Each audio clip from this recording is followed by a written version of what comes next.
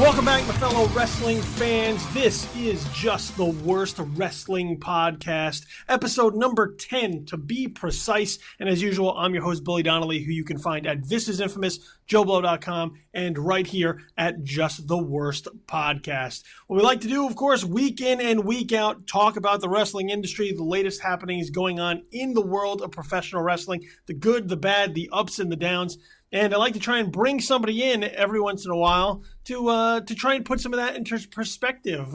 Bring on what we like to call one of the experts, somebody who's been around a while, knows what they're talking about, in order to kind of let you know what's important and kind of inform your discussion a little bit. So we like to have interviews all the time, and when we do sometimes here as well, as I said, we like to bring in people who know what they're talking about. And this week, got a very special guest here for our 10th episode. Been a friend of mine for a little while, hung out at WrestleMania weekends and such. And, a friend of the show and of me. So Brian Fritz from Between the Ropes joining us here for the 10th episode. Brian, man, thanks a lot. Appreciate you having me, man. Yeah, it's cool. So for those of you who don't know, Brian, editor-in-chief, I guess, owner of Between the Ropes. Is that boss, the guy that kind of pushes the buttons, all that kind of stuff, you know? The man who pays the bills. Yes. So, you can find Brian on BetweenTheRopes.com, as well as find some of his columns on the Sporting News, as well as Fox Sports. So keep an eye out for that. Make sure you check him out and his online presence. And Brian, you've been at wrestling for a while now, right? Yeah. I've been covering wrestling since 1998. Whew, going way back. Yeah. I mean, I became a fan in like the mid to late 80s. And then we actually started the Between the Ropes wrestling show in August of 1998, did that on terrestrial radio for over a decade, and then shifted over to online work, and then also started writing for, I was with AOL Fan House before it went down the tubes, and then now with BetweenTheRopes.com and Sporting News and Fox Sports. So the reason that I wanted Brian on this week is because we are on the doorstep of the Survivor Series. And with Raw happening before the airing of the show, usually try to wait for Raw to happen, kind of see how things sort out over the course of the week, the direction that WWE is taking on a week-to-week basis, and especially how we're building. But as we talked about last week with the Seth Rollins injury, decision to take us upon a WWE World Heavyweight Championship tournament that will carry us through the Survivor Series and beyond. I wanted to kind of talk about where the tournament has continued to progress and how this tournament is shaping up and whether or not it's met our expectations or our hopes for what this tournament should be and how it could possibly help redefine what the WWE is, where they're headed, their roster, their main event picture, all of that. Lots of moving wheels, lots of moving parts in the WWE machine. And as we talked about last week here, thought that the tournament could be a way to try to help reboot the roster a little bit. A lot of guys out with either injury or on sabbatical.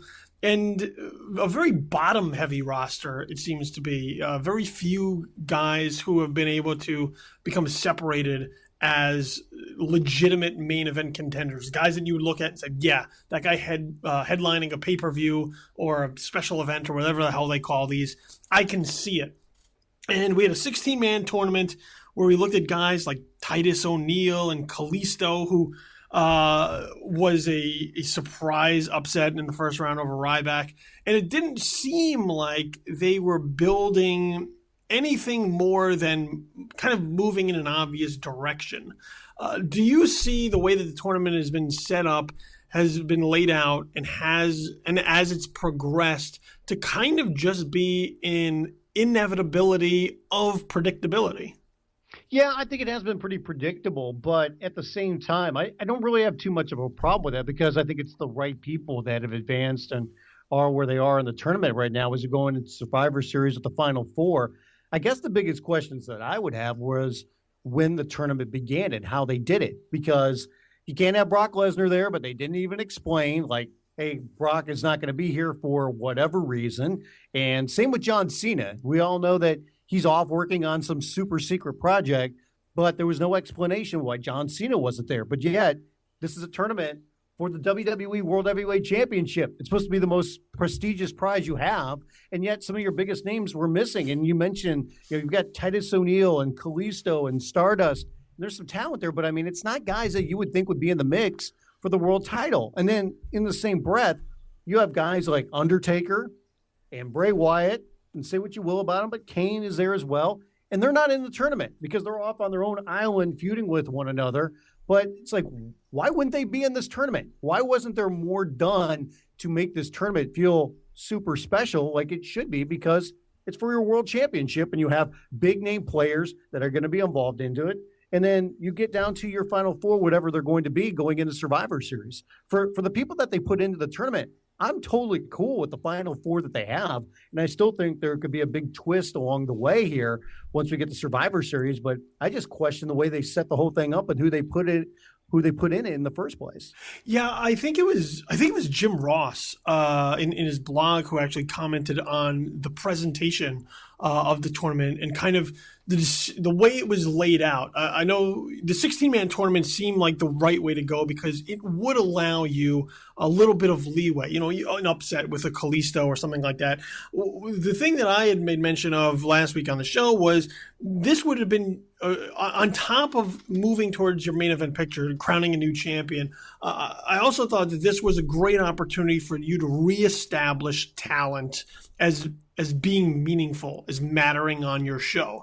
And even if, and we talk all the time about, wins and losses and whether or not they matter. But I thought if you put out a series of highly competitive matches that showed even somebody like a Titus O'Neil or a Kalisto laying everything out on the line because of what the top prize is at the end of the tournament, that could help you in the long run, build more talent, which is what we've kind of seen be a weakness of the WWE roster over time, is you have a very clear divide between the guys at the top of the roster and the people who just kind of fill it out. So when you have a show like Raw or SmackDown or Main Event or Superstars or whatever, you're filling it with people with talent that the audience doesn't really care about. They're not invested in because they seem to just be there. They don't really serve much of a purpose. They're not really doing anything of note. They're just there to have matches because matches are supposed to be on the program. And with 3 hours to fill, we got to get some of them on the card. Yeah, I think that's one of the problems that WWE has had for a while is that they haven't been making stars. I mean, you can sit there and say, well, they're trying to make Roman Reigns right now, and they made Seth Rollins into a star. But, in the same breath, you talk about, the guys don't feel very important. And that's because they don't. They go in 1 week and they win a match. The following week or later in the week on SmackDown, they have a rematch and they lose that match. So you're not gaining any traction by you win one, you lose one, you win one, you lose one, or in the case of, say, Bray Wyatt, who comes out here and he cuts these big promos and he starts feuds, but he never wins them. And it's like, what are you doing with somebody like that? So I don't think WWE has done a good enough job of protecting their talent and really nourishing these guys and to make them be stars. And I know they'll sit there and say, well, we're giving them opportunities or whatever, but you know what? You've got to do more than that. You've got to take care of these guys. You've got to protect them, especially the ones that you really want to build. And you know what? I say this time and time again, but it's true. It's pro wrestling. Okay, we all know that the finishes are worked, but guess what? Wins and losses matter. Nobody wants to root for a loser. They want to root for a winner, or they at least want to hate somebody because they don't like that guy and because he keeps winning. Yeah, even an underdog gets wins every once in a while. like that's the thing that I continue to notice is just it's poor storytelling. Because even a hero along the way has to be knocked down. They have to show some type of vulnerability as they ascend, as they make their climb towards whatever the goal is, whether it's a championship, whether it's revenge, whether it's retribution, whatever. In order to get there and have it mean something, as they go along, it can't just be a steady, easy climb. There has to be difficulty there. There has to be them being knocked down a peg so that when you look at it, you question whether or not they're going to be able to do it. we go back and we look at the NXT stuff and, how everybody is high on the NXT programming, but you look at two very successful builds that they had over the last year, and they were both the same exact storyline. Sami Zayn and his rise to the NXT Championship and Bayley and her rise to the NXT Women's Championship were the exact same story. It was them being beaten down for a while to the point where you didn't know that they would ever taste the victory. And then, they go on a run, and once again, adversity faces them. And that's how they were built. And those are two really beloved stars within that brand. And I don't see why they're not ripping pages out of that playbook. That seems to be a playbook that works. It's not broken. But as they move guys up, men and women up to the main roster, they tinker. They look at something and they go, it's not broken, but let's try and fix it anyway, and tweak it to our liking. And it doesn't always resonate the same way. It just seems like there's a real misread on how good stories are told. And I think in building these talents, they're not putting those opportunities in front of them that they say they are. Like we hear all the time about the brass ring and, making the most of their opportunities.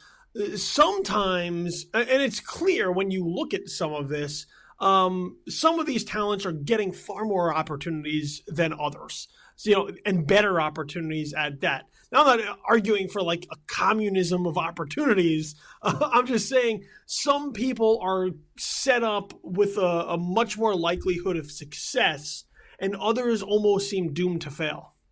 Yeah, it's weird how all these things come about sometimes, and that, they have a certain idea of who they want to push and how they want to push them.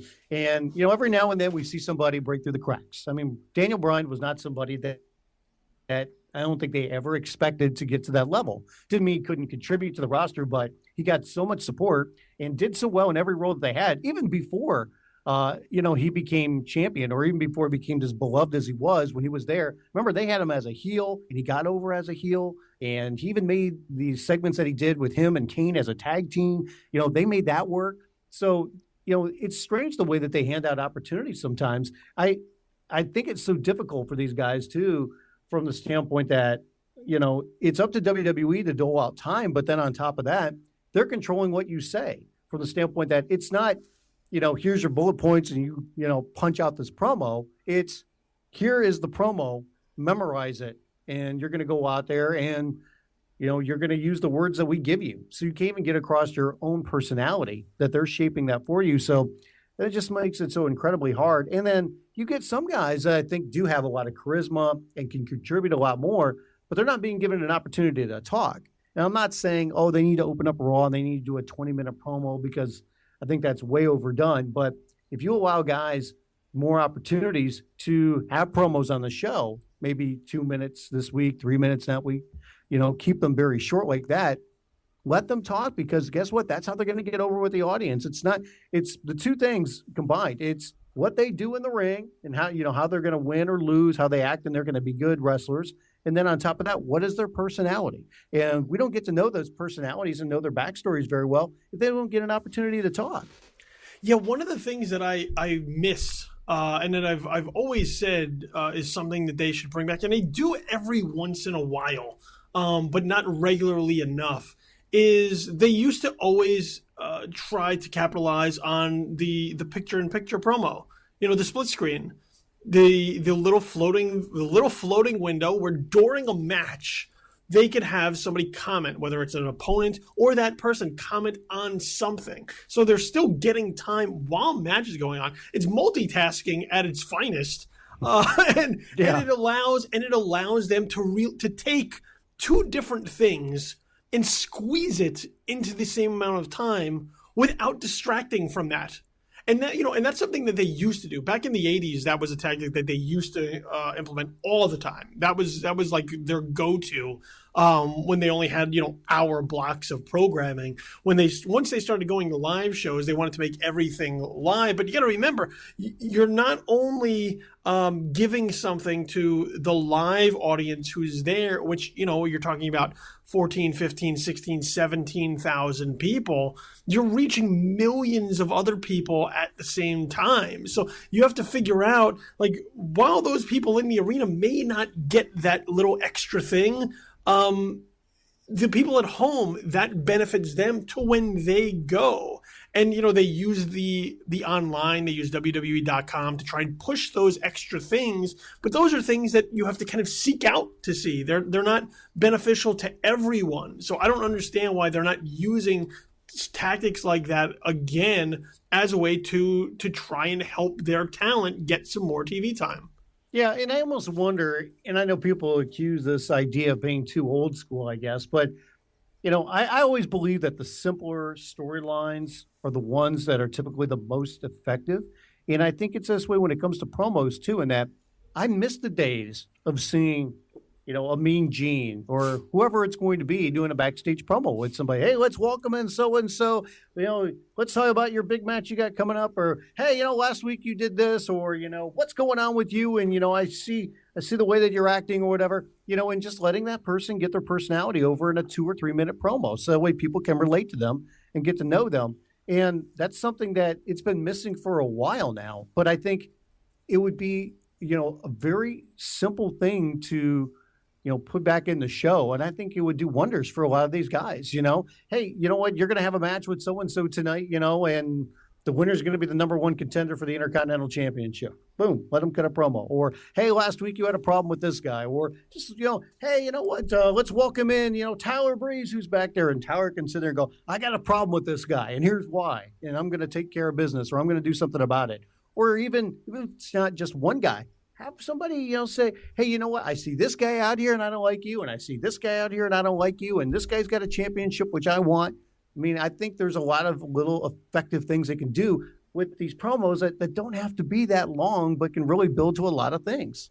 Yeah. And when you talk about personalities and you talk about, making people care about these talents, you look at the tournament and you see talent that is kind of just there, like we mentioned, like Titus O'Neil is in the picture here. He's in the tournament, and I don't have anything against Titus O'Neil. I'm just saying no one really knows who Titus O'Neil is. He's right. Half of a tag team, but when you separate him, you look at him and go, I don't really know who that guy is. Kalisto. I think what WWE almost thinks is, oh, well, everybody that's watching our show is also following all of our talent on social media. So they follow everybody on Facebook. They follow everybody on Twitter. So everything that they punch out, on social media, people know about that. So they know that Titus O'Neil is actually this super nice guy that's really into charity. And he was with the Florida Gators, and he's been helping this cause and that cause, and he's Father of the Year and things like that. So I think WWE thinks that's how they're getting across some of their personalities is they just, they believe everybody that's watching their show is following all their talents on social media. And that's not the case. No, you got to do it where people are watching it. And the main tool that they have at their disposal is television. That's how they reach the widest audience in one shot. And you have to use all of those 3 hours. Like that's one of the things that fascinates me is that you have 3 hours, 3 whole hours. And for people to look at it and go, well, some of it was boring, or like this was a waste of a segment. Like, I don't understand how you waste a second of 3 hours. Because they're always worried about, how are we going to fill up 3 hours? You've got enough talent where if you let guys talk, and if you do matches that, you're not going to have every match go 15 or 20 minutes, but you could have matches go, between 8 to 12 minutes, which is enough time for guys to have really good matches to get points across. And then between that and doing a couple of other angles and, maybe there's going to be some video packages here or there. Hell, I still think that they should run a 90-second, video package every week saying, if you missed NXT last week, here's what you missed. And make sure you don't miss it this week. But they don't do that on Raw. I mean, the 3 hours is a long time. You're asking a lot out of your audience. But I think that they can make it a lot easier on themselves in the way that they can fill it and make it entertaining too. Yeah, if you take advantage, like people will always look on the surface and say, well, it's 3 hours. But if you make that 3 hours fly by with something compelling and interesting, it doesn't feel like 3 hours. Sometimes the 3 hours is over and you're like, oh, the 3 hours is up. Oh, that breezed by. I didn't even realize it was 3 hours. It's when you get kind of this slog of the 3 hours that people sit at and they go, oh God, it's 3 hours. I know. And it feels like a chore. Like your program. And there's weeks that are like that. I thought like last week's I didn't think was that bad because there was a purpose to it. Hey, we're having a tournament, and guess what? We're gonna see who can win a championship. I thought they could have done more with it, but it didn't feel like the show really dragged. There are some weeks though when they open up that show, and you've got the authority in the ring, or you got somebody in the ring, and you just know, like, this is going to be interminable. They're going to do a 20-minute promo, and then they're going to go to this, they're going to go to that, and it's just like, oh, here we go, man. It's, Raw by numbers, connect the dots. And it's just like, you're sitting there at one point, you're like, show's almost done. You look up at your clock, and you're my God, it's only 8:45. Oh my God, they got an hour 15. They got 2 hours to go. Whatever it is, and you're, this is brutal. One of the issues that I mean, look, the 16-man tournament I thought was the right layout. I would have loved for it to be all the Survivor Series, like the whole 16-man tournament. Yeah. Like WrestleMania 4 style, or even Deadly Game style, where like you have the tournament is the pay-per-view, because that I think puts importance on what the goal is, crowning a new champion. Here, especially the last 2 weeks, what I found that I think was problematic is kind of the way that the show is laid out. It didn't feel like this tournament was important. It just felt like it was there to help fill out Raw. So even on this Monday, last night's Raw, you open up with the Undertaker and Kane and the Wyatts and the Druids and all that, which is cool and all. Then you go to a tournament match, and then after the tournament match, you have Tyler Breeze versus R-Truth. And then you have another tournament match. And then you go to another match that's just kind of thrown in the middle that doesn't really mean anything. So you have these matches that are narrowing down the field, cutting it down to the field of four, the final four, and they're just blended in with everything else to not make it really feel special, to not make it feel elevated, to not make it feel like a meaningful tournament. Yeah, they could have done more to really point that out and have guys do promos after their matches. Because the only person that really did was Dean Ambrose. Or you had, you did have the segments backstage where Triple H was bantering with the different guys many times before their matches, talking about, hey, things go well. Maybe there's a spot for you in the Authority. But there could have been more done to really show like how meaningful this match is, how special, the result is, and let guys, talk about, what, I'm moving on, and this is what I'm going to do, and I'm going to be the champion, and state their case. The only person that really did that was Dean Ambrose in this wild manner that is Dean Ambrose talking about how, the rules are going to change. If you became champion, no more suits and ties. You're not going to talk as much, and, we're going to, replace Michael Cole with a fishing tank or whatever he said, and it's just like, it's quintessential Dean Ambrose. He's wild and he's rambling, but it's entertaining. He's the only guy that really got an opportunity to talk. Yeah, and from that, I mean, and Roman Reigns had some comments before his match. But beyond that, like, isn't that part of the problem with the way that the tournament is being laid out, the way that the brackets were set up, the way that this thing feels is there's not a lot of excitement when there should be, and it feels like we're going down the path where we know exactly where we're going to end up.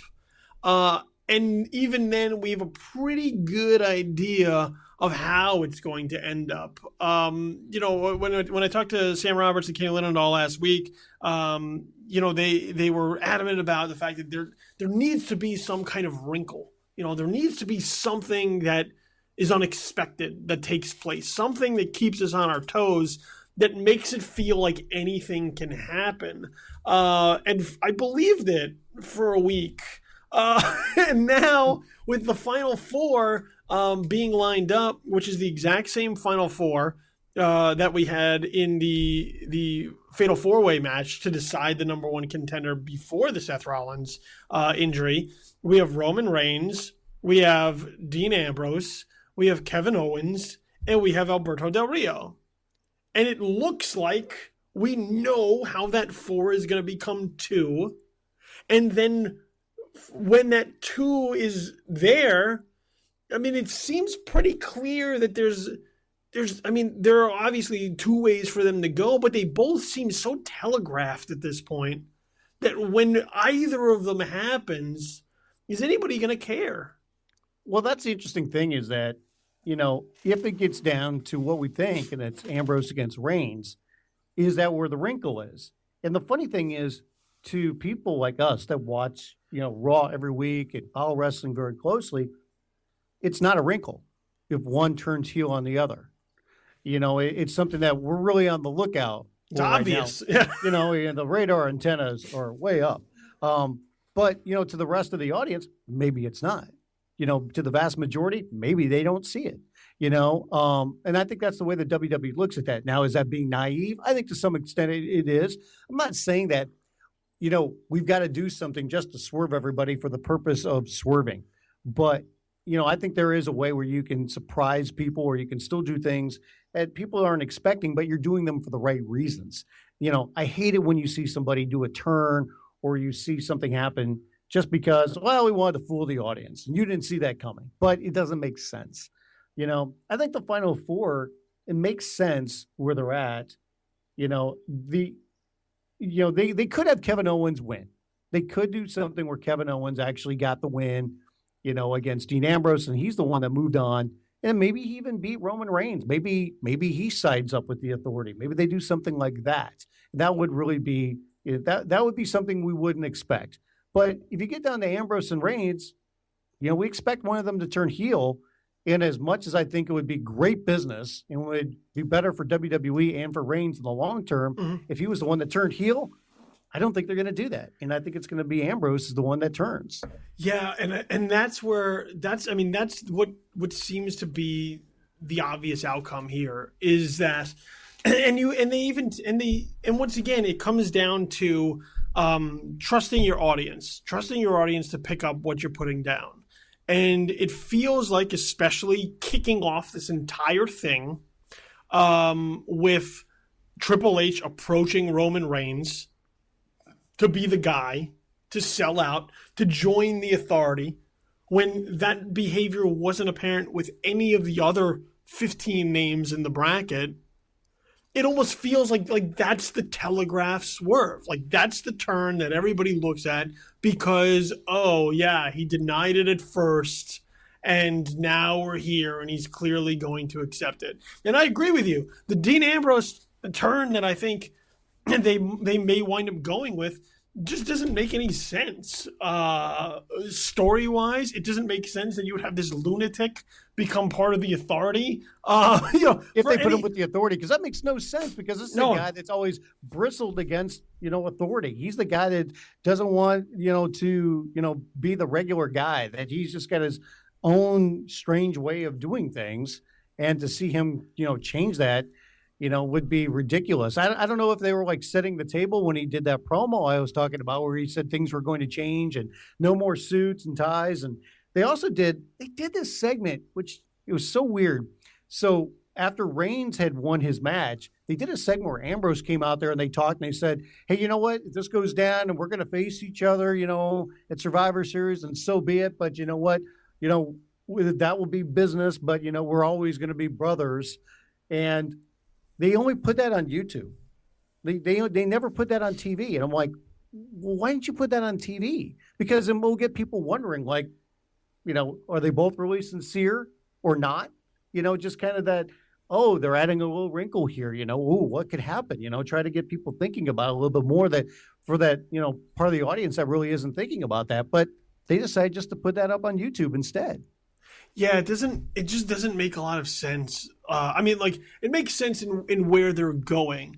I just don't know that it makes sense for them in a positive way to pull the trigger on the way that they're going. Because even last night, when you have this really incredible match between Cesaro and Reigns, easily one of Reigns' better efforts. And look, I've been one who's defended Reigns over the year. I think people are still holding on to this animosity going all the way back to the Royal Rumble. And regardless of him kind of paying his dues over the course of the year and earning the spot as opposed to being given the spot, there are people that are still holding on to that. They still look at him and they go, no, never. It'll never be him. I will never support this guy, going back to what happened. And it kind of becomes like this John Cena syndrome that, like, even when John Cena does something really good for the program, it just pains them so much to acknowledge it and give it credit. So you look at something like this and once again, you have this really incredible Reigns match coming out from that, but he's still getting booed. Like, there's still a portion of the audience that is still booing him wholeheartedly.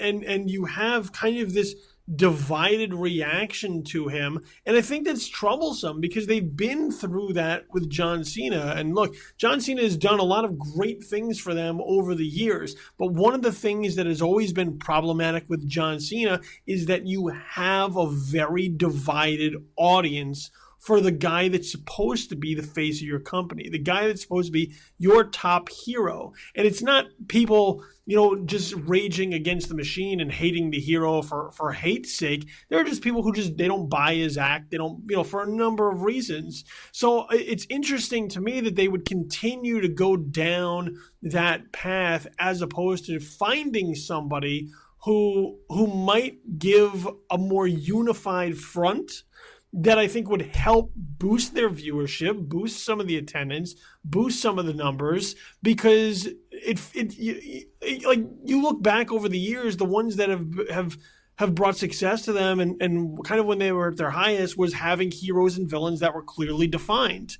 Heroes that people rallied behind and villains that people hated. The NWO was a little bit different because you had, villains that people loved, but when they were faced with a Diamond Dallas Page or a Sting or someone of that nature, they would go back and say, no, I'm glad that they're taking out the NWO a little bit. So it's just strange that they want to continue to go down this path that hasn't really hit the amount of success I think that they think it has over the last few years. Yeah, with Reigns, it's weird because, like you said, the audience turned on him so bad, last year or at the beginning of this year. The main culprit of that was when he won the Royal Rumble, and he got hated so much. But even before that, people were really turning on him because I think they felt he was being shoved down their throats. Mm-hmm. And if you remember, he got injured. Yes. And they were doing those awkward promos on the Titantron, where they would put him up there, and it wasn't him. No. It wasn't him at all. And the crowd really got on him. Then he wasn't Daniel Bryan, so he was guilty of that crime. And he won the Royal Rumble. And, I think he won him back a little bit when it came to, WrestleMania because he had a really good match with Lesnar. And I think at this point, WWE's kind of been like, well, you know what? He's going to get a mixed response. There's going to be some people that love him. There's going to be some people that hate him. We've been through this with Cena. It is what it is. The audience is going to do some of the stuff that they want. But we're going to try to get him over even more by allowing him to, or hoping that he has really good matches. And he has. I think he even had a really good match last night on Raw, against Cesaro. And they're thinking that's how they're going to get the guy over. I'm of the belief, though, that if you really want people to love Roman Reigns, they've got to hate him first. So go with that. Turn the guy heel. I mean, I know it could be a dent in their business from a standpoint of merchandise because he's number 2 in merchandise sales for that company. I mean, Cena's number 1, then it's Roman Reigns. But you're looking at the long term of saying, you know what, if we can get people to, really hate this guy, and for the right reasons, I mean, everybody's going to hate him then. Then when you do finally find that opportunity and you turn him, then people will love him for the right reasons. and they'll really get behind him. And it's not going to be because it was all forced and shoved down their throats, because there's just going to be people that will react to that and say, you know what? I don't care how good this guy is. You know what? You shoved him down my throat. I wasn't ready for him then. He's not my guy. He's not going to be my guy. And they've got to find a way to get around that. And I think the only way to do it is to turn him heel. But I still think WWE is extremely hesitant to do that. Yeah, that's just the sense that I keep getting to, is that, and I don't know if it's just out of spite, like to be contrarian almost, that like we know better, but everyone kind of that you talk to sees that should be the direction that they take. There's right. No one that you could talk to who watches wrestling and has been a fan of it for a long time, who knows wrestling, who will look at this and say, no, the clear decision is that Dean Ambrose should turn heel and Roman Reigns should be the babyface.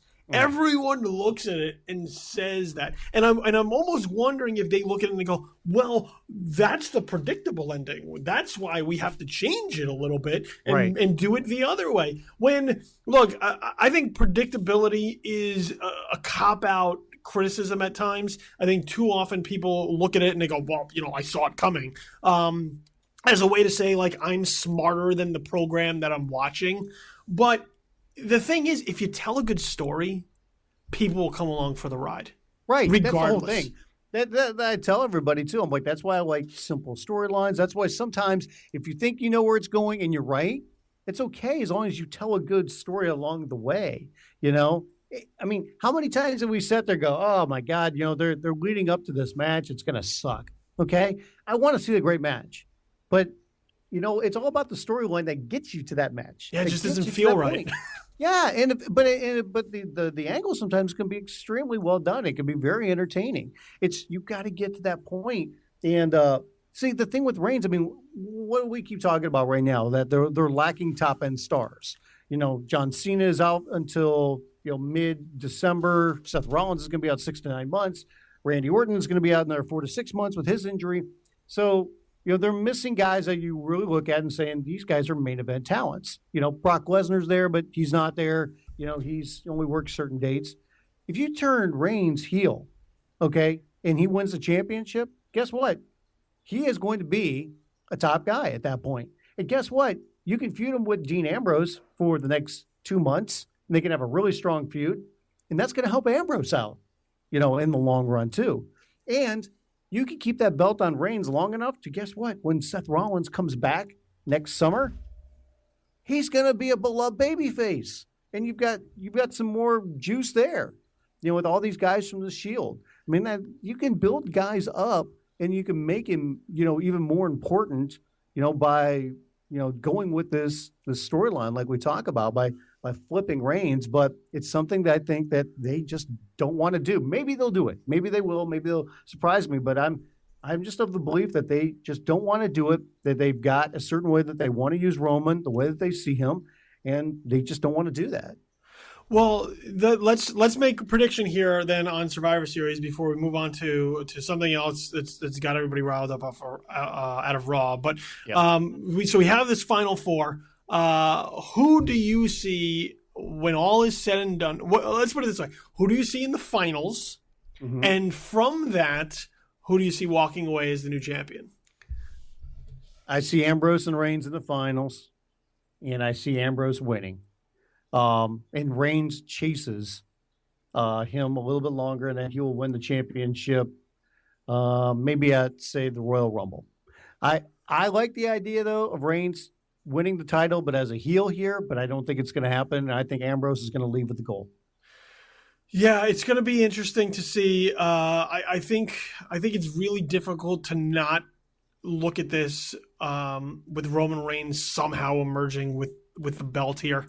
I think even if Seth Rollins would have been around and they would have had their match, I think it still would have ended up the same way. I agree. I think the plans were Roman was going to win the title here from Seth, but I almost wonder now because they don't have that guy that for him to feud with immediately that that's why I think Ambrose will win and Reigns will chase a little bit longer, because we've already seen the chase with Reigns going after Rollins. So now that Rollins is out of the picture, maybe Reigns has to chase a little bit longer. Yeah, it could be. It could be. Yeah. I would like to see perhaps. I mean, if they're going to keep Roman Reigns as a babyface, I would like to see Roman Reigns and Kevin Owens in the final. How much of a joygasm would you have Kevin Owens won the belt? Listen, I'm a Kevin Owens mark. I think he's a great heel for them. But I don't see a long-term plan to kick into effect to make that worthwhile, or as opposed to like them just putting the belt on him and then quickly taking it off. But Would you be more excited to see win the title, Kevin Owens or Cesaro? I mean, the IWC would have been masturbating like crazy to the Survivor Series if that was the main event. It would have been just between the online community and the forums. It would have been disgusting. Just like it's a picture that I do not want in my mind a moment longer. but I think if you're going to keep Reigns as a babyface, while there are going to be people who are going to come out and boo Roman Reigns if he's matched up with Kevin Owens, I think lining Kevin Owens up against Roman Reigns would be kind of the natural way you set Roman Reigns up as that babyface. Because in order for him to be a solid babyface that people are going to rally around, he's going to need a strong heel on the opposite side to really challenge him. And I don't know that Ambrose is the guy right now, because it just, once again, it doesn't make any logical sense from a storyline perspective. So to have this lunatic all of a sudden kind of be corporate, it just doesn't make any sense. If you're going to go with the turn, you're going to have that Reigns turn, which I think is the way to go, even though it looks like it should be the way to go. Once again, you tell the right story, and it becomes about the journey, not the destination. Then I think Reigns and Ambrose is your tactic, with Reigns turning heel. And look, there's a number of ways they could do this. They could also have Reigns beat Owens and not turn until the following night. He could just look at the fans and say, "Screw you! I did this on my own. You booed me. I don't need you." And do it that way. There's a number of different ways they could do it, but I think when all is said and done and the Survivor Series has come to a close, I think it'll be Roman Reigns holding that title up high. Gotcha. So yeah, let's move on to this other issue that has taken everyone by storm. And once again, I think this also deals with kind of the presentation of the tournament, is that the tournament did not close out Monday Night Raw last night, which is a weird thing to be in heading into the semifinals on a major pay-per-view, is to not close out with the important tournament. Instead, they close out with a contract signing for the Divas Championship match. That's lined up for the Survivor Series between Charlotte and Paige. And during this segment, the WWE, in a way that they have done previously in the past, not to this extent, I don't think, but decided that they were going to push the envelope, they were going to cross the line, and they were going to go too far in a number of ways. They were going to try to use cheap heat to get the talent over, get this feud over, get this match over, and take it to another level and make it mean something at the Survivor Series. So during this contract signing, Charlotte starts talking about her family, which involves her brother, Reed, who died 2 years ago from an overdose. So now you're bringing in a very dark topic into your sports entertainment program. Very meta, a little too real, and using that to try and, show how much this means to Charlotte, how emotional all of this is. And as this continues to progress, and they talk their trash and they try to build up the match, Charlotte comments that she's going to continue to fight much like all of her family has over time, whether it was her or her father or her brother. And Paige remarks back that her brother obviously didn't have much fight in him, and then that's how the fight got started. Now, after this moment, people have taken to the internet. I've been tweeted about it all day. I've seen the reactions to it. Lots of people are not happy about the idea of using someone's overdose death in real life to sell a worked entertainment bout as part of a WWE special event. To the point that even Charlotte's mother had took to Twitter to express her disgust and disrespect for this particular moment. I found over the time that the WWE, while they like to try and push the envelope, they will go too far and not realize it until it has happened.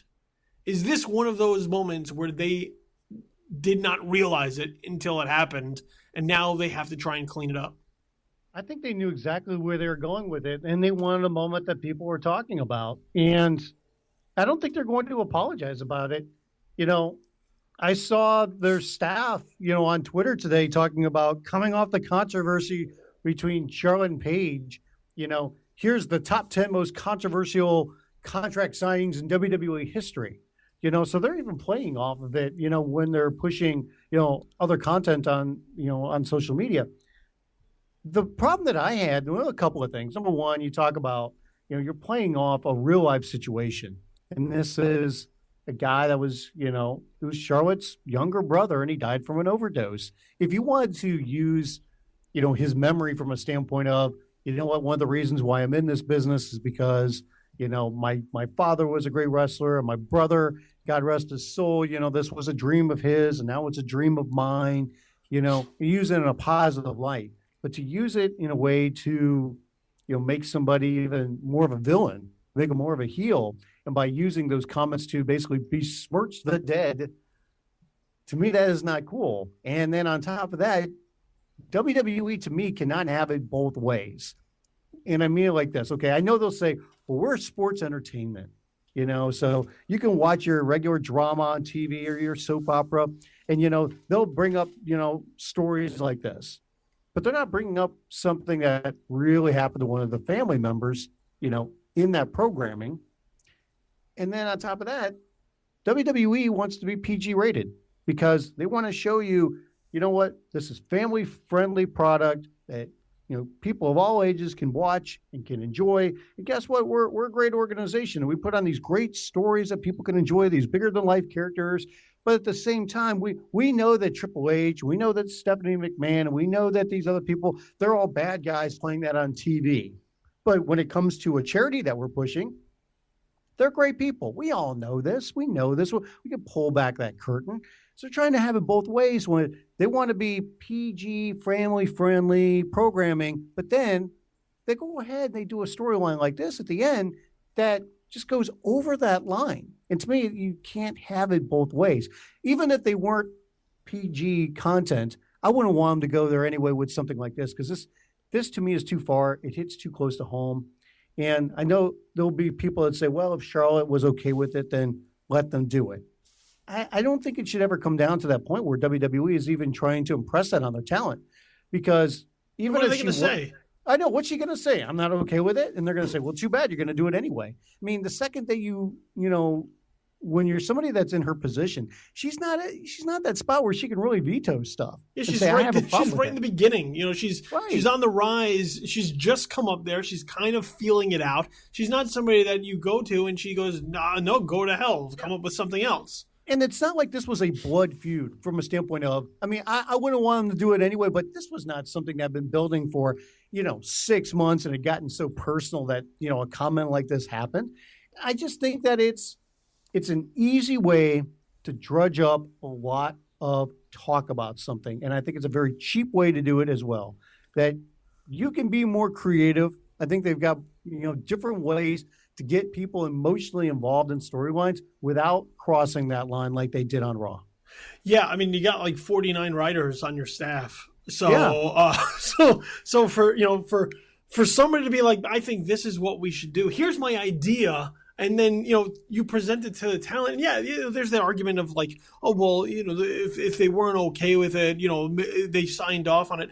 I don't think that's a conversation that should even have to happen. Right. That conversation where you go to it and you say, hey, Ric Flair, hey, Charlotte, like, what do you think? This is what we like to do. Even Ric Flair at that point, like Ric Flair has been in it so long that he might be just numb to it. He's like, yeah, it's just another thing.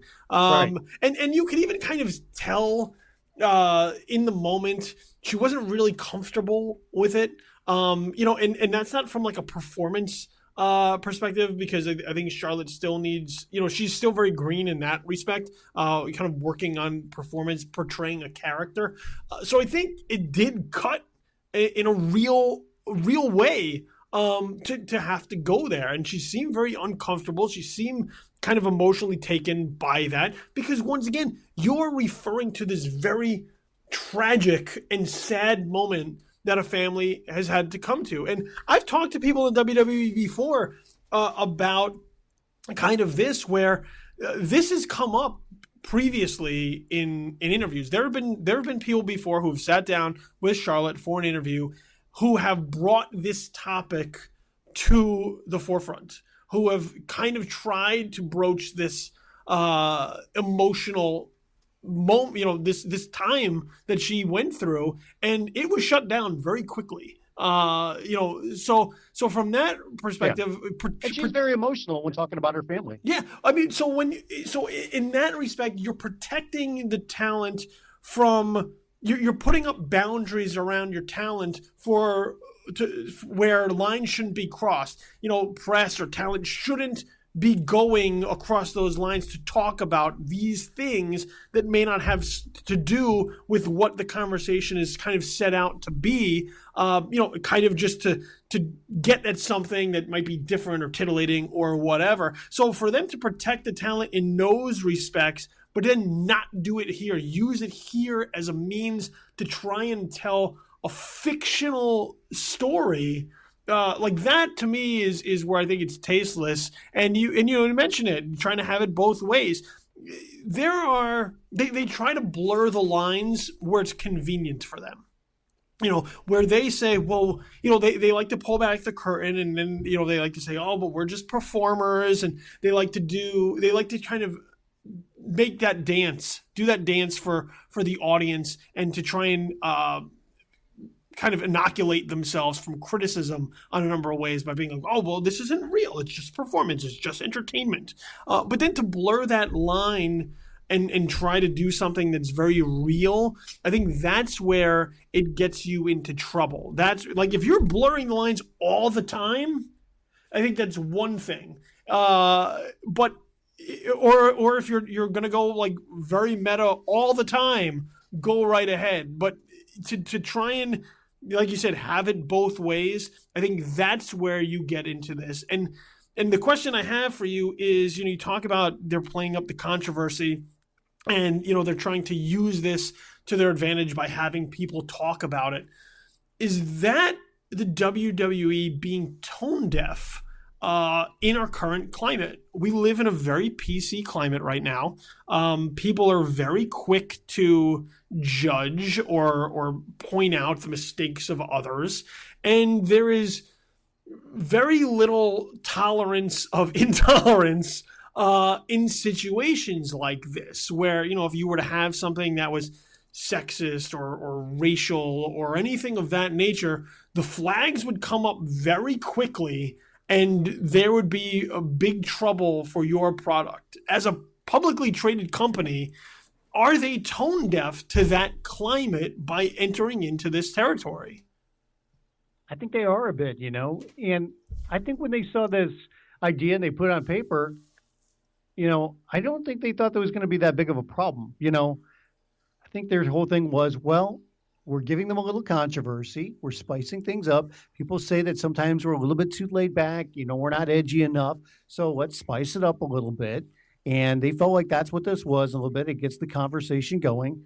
They can use the whole sports entertainment, the idea for, their defense. And then also, I think what they'll also say is, hey, you know what? Everybody keeps saying they want more of the divas. They want more of the women. Well, guess what? We put them in the main event. I don't think that's the way that they need to get to the main event, though. I wouldn't agree with that matter. So I think for them, I think they knew what they were getting into. I don't know. I have a feeling they didn't think it was going to be this strong of a reaction, but I don't think they're scared of that reaction saying, well, then you just don't get it. You're being hypercritical. Remember, Vince McMahon loves saying freedom of speech. And he will go with that defense, I think, when it comes to this, saying we're giving the women a chance. It's sports entertainment, and we're creating controversy to get people to get more emotionally attached. And you'll want to see these two women fight for this championship, at Survivor Series. I think that's the way that they look at it. And they don't have a problem with it. Yeah, I would agree with that. I just think that it is a lack of social awareness right now. Yeah. For where we are today.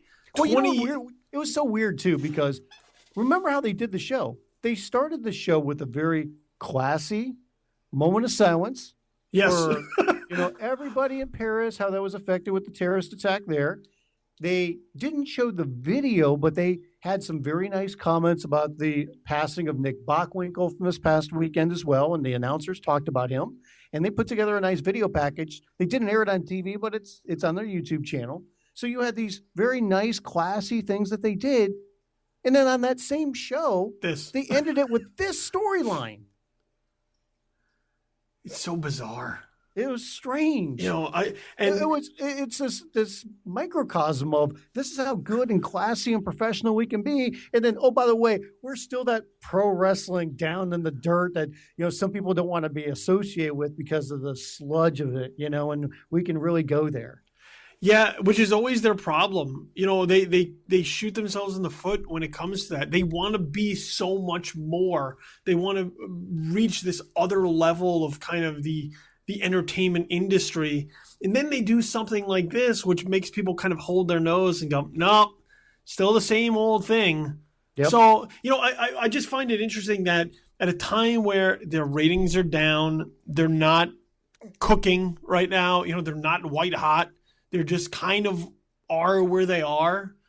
To do something that I think would have a negative impact. Like this is the type of thing that I think turns people off, doesn't tune people in.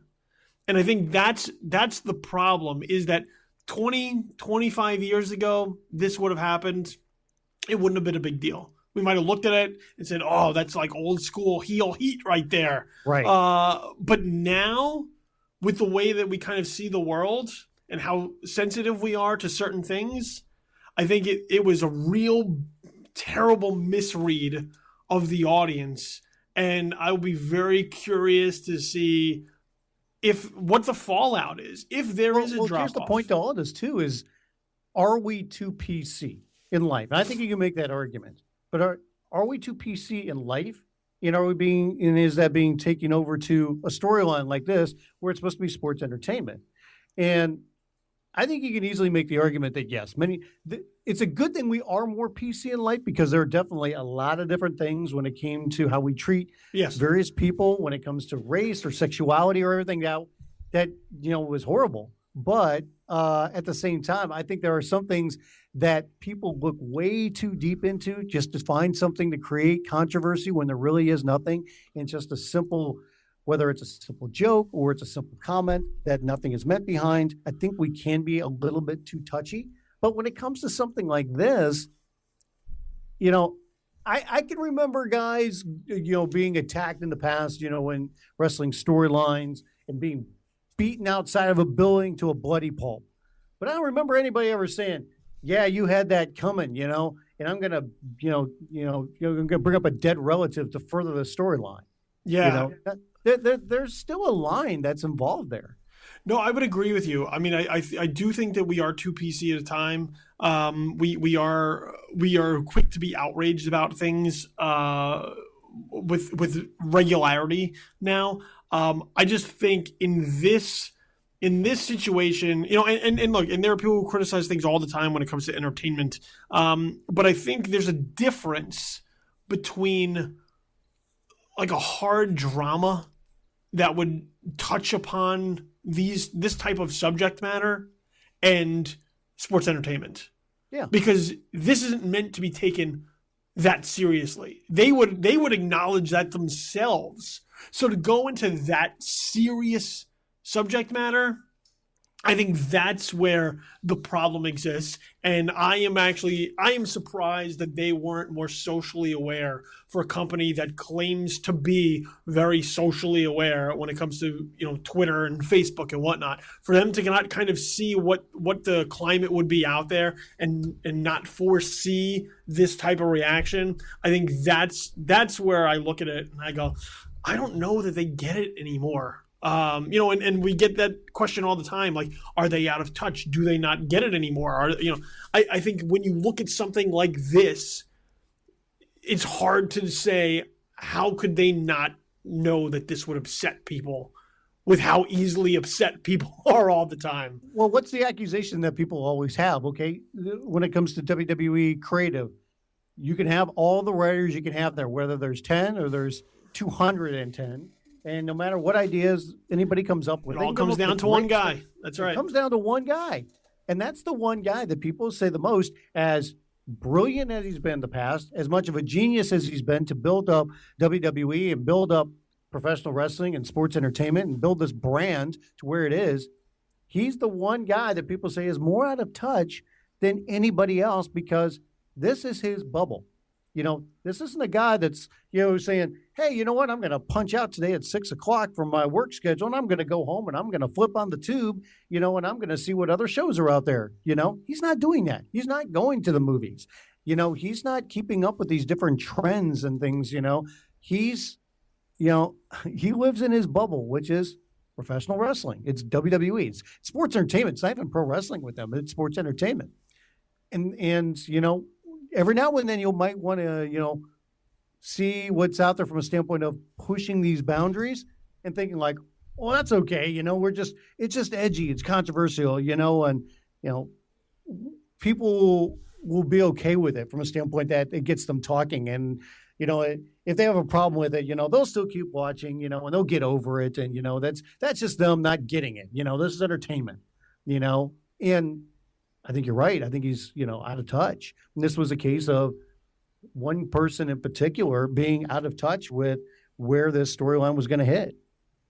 Yeah, I think it's a very, you have to keep your finger on the pulse of the culture, and kind of how they respond and react to things.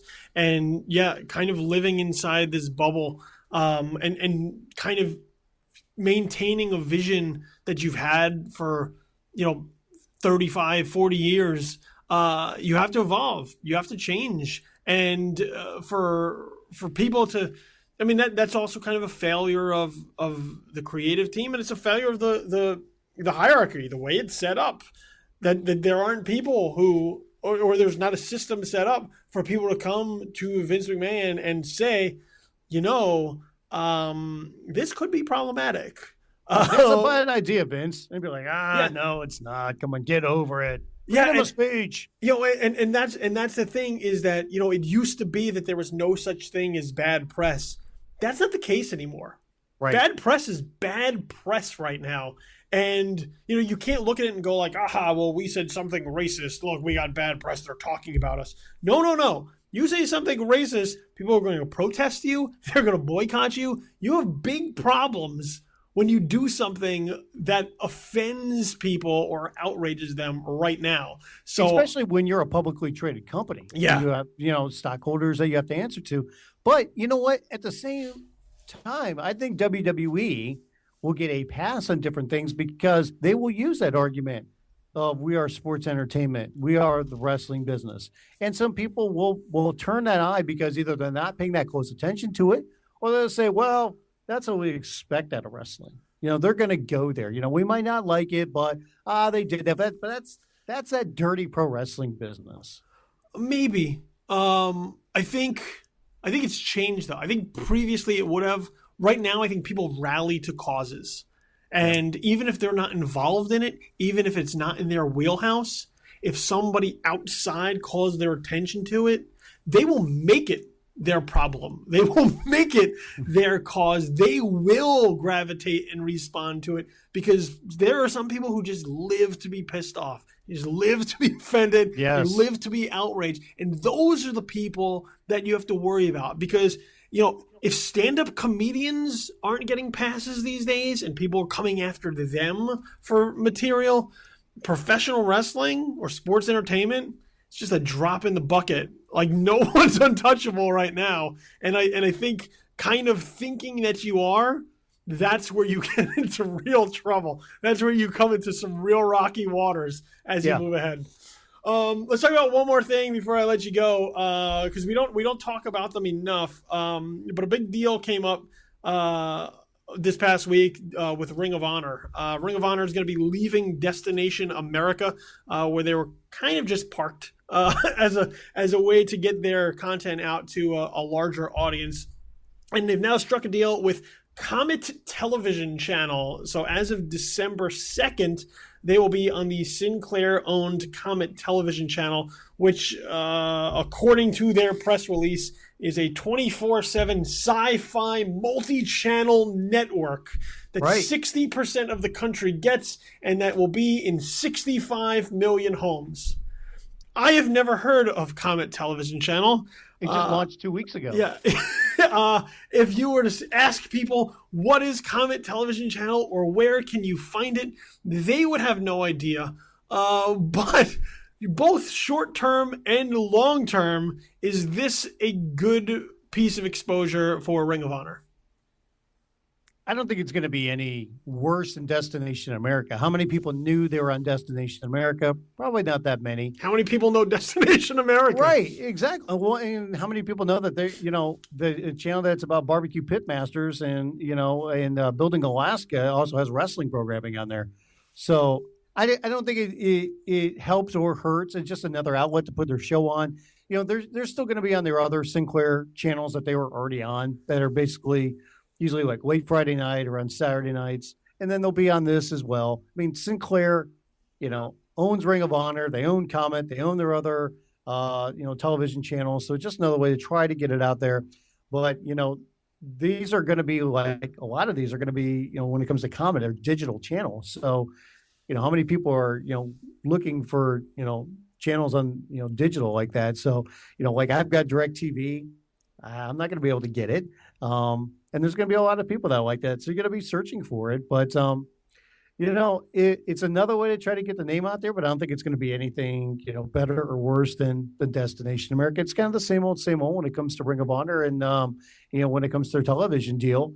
And, it still leaves a couple other wrestling groups to see where they're going to end up, especially TNA Wrestling, because I think this truly, if we didn't believe it before, I think it truly signals Destination America is getting out of the pro wrestling business. And that also means TNA Wrestling is going to be off that channel come sometime in January, and they're desperately looking for another home here in the U.S. Yeah, see, I'm a cord cutter. So Comet Television Channel is not even on my radar. It's not an app right now in your Roku? I don't think there's an app on that. But I'm amazed by some of the other apps. You would be. So, and look, and that's the interesting thing about this, where you talk about TNA, you talk about Ring of Honor, is that they are still trying to find a television home at a time when people are less likely to watch regular television. And I think that's going to be the key to their survival, or to trying to find deeper exposure, is to figure out how to tap into that digital base in order to get their content out there and get their name out there. That's where you need to cut into. And the WWE has figured out a way to do that. They have their YouTube channel where they're putting their Raw matches up there. So you can still see things in kind of piecemeal as you go. And I think that's going to be a way for them to figure it out, is whether it is Hulu or Netflix or something along those lines.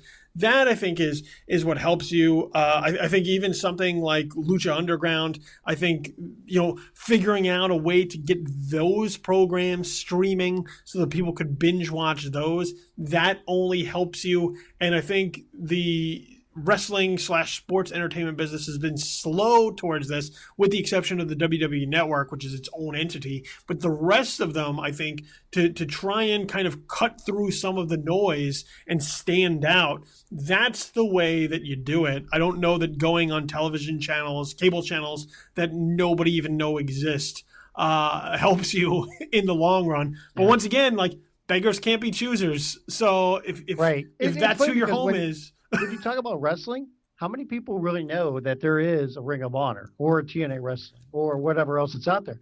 When you think of wrestling, you think of WWE. I mean, that is the standard bearer when it comes to a brand, and they're the only ones that are really able to make money off television. And even that TV deal that they got earlier this year was well below their expectations of what they thought they were going to get. I mean, it's still a lot of money, but it's nowhere near what they thought they were going to get when it came to their TV rights.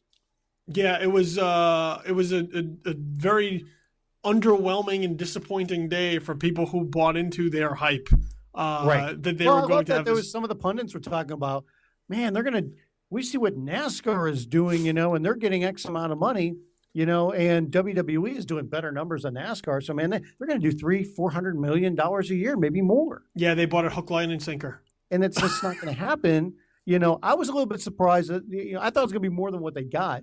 But the thing you got to realize when it comes to wrestling programming is even WWE, being the brand in wrestling, still has trouble getting sponsors because they're pro wrestling. Because you have Paige Charlotte angles. Right. Because people have a certain perception about what wrestling is, even if it's changed or it hasn't, and they're going to have a certain perception. And a lot of this, is true. Some of it isn't. But when they do their focus testing and they talk about who is the average wrestling fan, and we consider and say, well, that's changed, some over the years to where now it's, you'd like to think it's a guy in his mid-30s or maybe even a little bit younger, that's well-educated or, at least, he's graduated high school, he's graduated college or has some college degree and he's got a good job.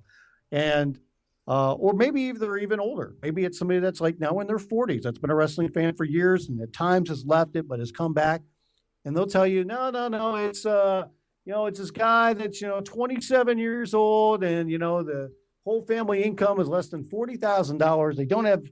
They rarely have any disposable income. And, they either didn't graduate high school or barely did, or got their GED. And, it's not going to be somebody who has a lot of money to throw around. Yeah. When it comes down to your deals, your TV deals, your offers are only as good as your negotiating partners. And if you're negotiating with only one partner, you're going to take what they give you. Guess what? Fox Sports really wasn't that interested come the end of the day, even to put them on like FX or FX2. ESPN, there was some talk that they might have been interested. They weren't. I think the only place they might have been vastly interested was ESPN2, and that just wasn't going to happen. No. So, this was going to be the best deal for WWE. I mean, they thought they're going to have, 3 or 4 bidders, and they really didn't. They had one, and that was the partner that they've had for years now, and they stayed with. Yeah. So close out the show. We'll talk just real quickly. Nick Bockwinkel passed this past week at 80, one of the cornerstones of the AWA, the American Wrestling Alliance, a long time ago. 4-time AWA World Heavyweight Champion. So 80 years old, a long life. And, it's not like this was one of those sudden things. This is one of those things where he was old, but we look back fondly on his contribution to the business, and he was one of those legends that were around for a really long time and helped build the company for a really long time when the AWA was one of the premier territories at the time. Absolutely, and I think when we bring up the name Nick Bockwinkel, you think of a guy that was truly respected by people that really follow wrestling, and he was a guy that really respected the business. He was a quintessential champion. of a guy that knew how to hold that championship belt, how to act like a champion, how to be professional in a business that many times is not professional. And this is a guy that he loved the business and he loved where he worked. He liked being involved in the wrestling business and going out there and having, great matches and telling great stories. But at the same time, he wasn't a guy that wanted to be on the road every day of the week. I mean, he had opportunities to go and work for the WWF or the WWWF or do more the NWA, be the NWA champion. But he didn't do that. He wanted to stay loyal to the AWA. He wanted to have the schedule that he had and have a family life as well. And he did things the right way. And I don't think I've ever heard anybody really say a bad word about Nick Bockwinkel. No. You're gonna be like, oh, that Nick Bockwinkel. No, very well respected, and as a result, one of those another wrestler who just reached their time, and they will be remembered fondly for years and years to come. Yep. That's the show. That's it. Just the Worst Wrestling Podcast. This has been episode number 10. My guest has been Brian Fritz. So, Brian, tell everybody where they can find you on the interwebs. Sure. You can go to Twitter. You can find me at Brian Fritz. And, of course, you can check out BetweenTheRopes.com, and you can see my podcast there as well. And you can also find it on SoundCloud and on iTunes, all those fun little places. And you can check out some of my scribblings as well, freelance work with Sporting News and with FoxSports.com. So there you go, Brian Fitz. Very respectable mind when it comes to the world of professional wrestling. So thank you very much. I like the way you say that. Yeah, you like that? See, yeah. I get my talent over, man. That's what it's all about. I've been your host, Billy Donnelly. You can find me, of course, at thisisinfamousjoeblow.com and right here at Just the Worst Podcast. On Twitter, make sure you follow me at InfamousKid. And on Facebook, you can follow me there at facebook.com/BillyTheKid. And here, Just the Worst Podcast on Twitter at JTW Podcast. And on Facebook, facebook.com/Just the Worst Podcast. All the podcasts right now available on SoundCloud. The feeds are up in the works as we get the URL running. So just a little bit more time and we'll have justtheworstpodcast.com going, which will then also lead to your RSS, iTunes, and Stitcher feeds. So just a little bit more patience and we'll get you there. Hey, if you're being patient with the WWE, you can cut us just a little bit of a break. So for my guest, Brian Fritz, I'm Billy Donnelly. Make sure you hit those ropes hard and kick out before the count of 3. This has been Just the Worst Wrestling Podcast, episode number 10. We're out.